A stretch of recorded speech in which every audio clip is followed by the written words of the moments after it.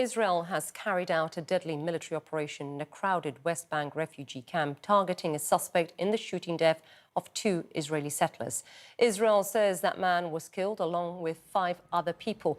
An IDF official tells CNN soldiers surrounded the suspect's house in Jenin, came under fire and responded with shoulder-fired missiles.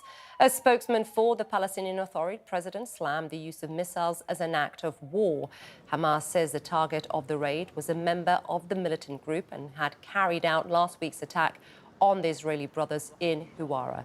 Settlers went on a rampage against Palestinians in Huwara after that attack, killing a civilian and triggering international demands for accountability.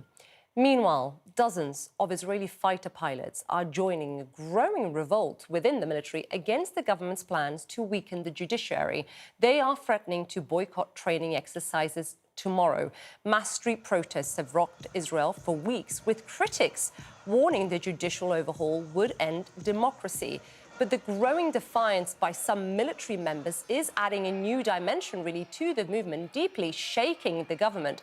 Hundreds of reservists across military branches are threatening not to serve. Yesterday, Prime Minister Benjamin Netanyahu said they are endangering Israel's existence.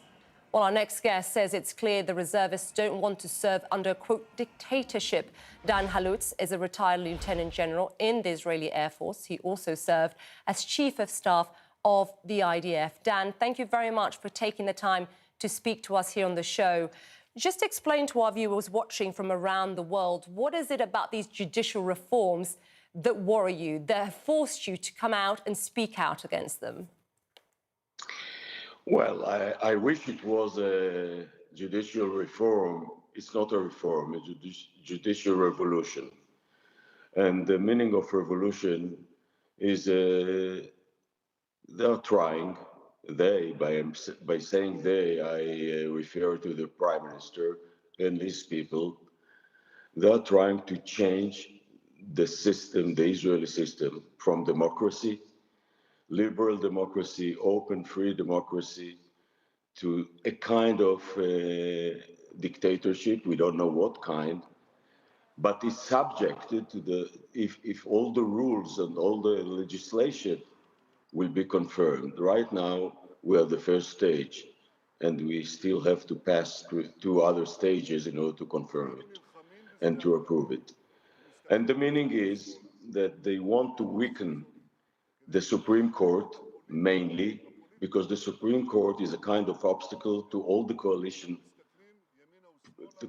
members, the parties of the coalition members.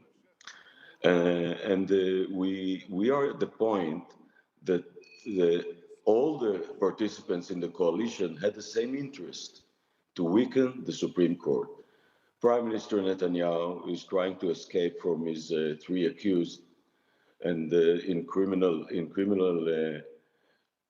indictments, and that's first. Second, we have a convicted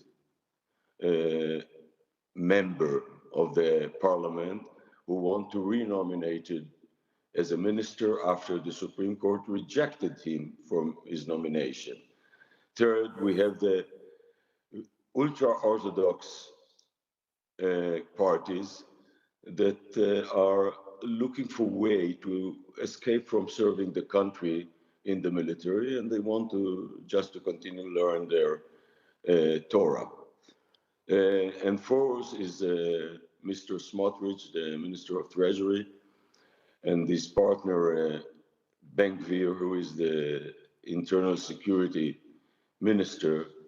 Both of them in the past, the second was convicted and accused and found guilty in eight actions of so-called terrorism against the Palestinians mainly.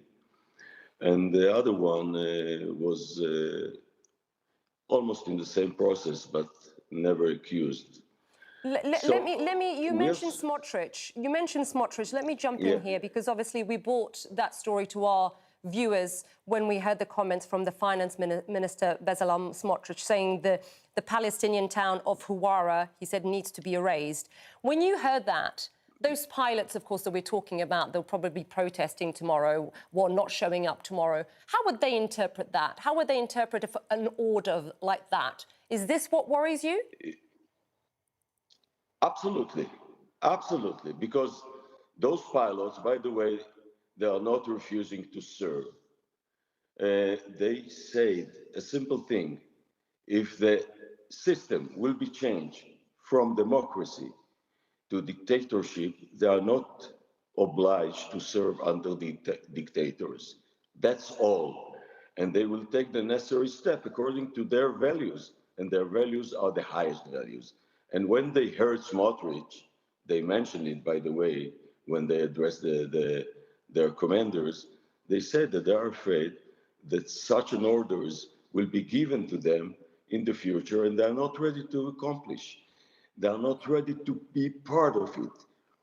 That's the reason. And Smotrich is an ultra extremist. He has a vision he is against two-state solution, for example. He wants one state from the Jordan to the sea. And about the Palestinian, he has his own solutions that I don't want to repeat. Let me, one of the concerns, of course, is that this could open them up to prosecution, these pilots up to prosecution from the International Criminal Court. But I want to get your reaction, first of all. Let me get your reaction to what we heard from Prime Minister Netanyahu and Ben Gvir, I should add as well, who call the protesters that we have seen for the last last week or two or so, they're calling them anarchists. Are you and the pilots who are refusing to train here, are you an anarchist, Dan?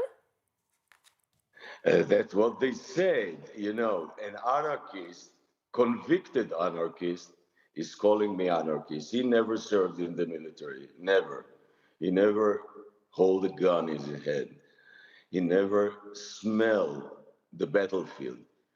And he's calling us, those who fought for Israel for the last 75 years, anarchists. That's a cynical way of politician, of a very bad politician, to address the people. And I'm the same thing I'm saying about our prime minister. They are playing politics with values. Values are not subjected to any politics. They are pure values. We are proud of sharing common values with US. Unfortunately, I'm saying that we are diverting from that.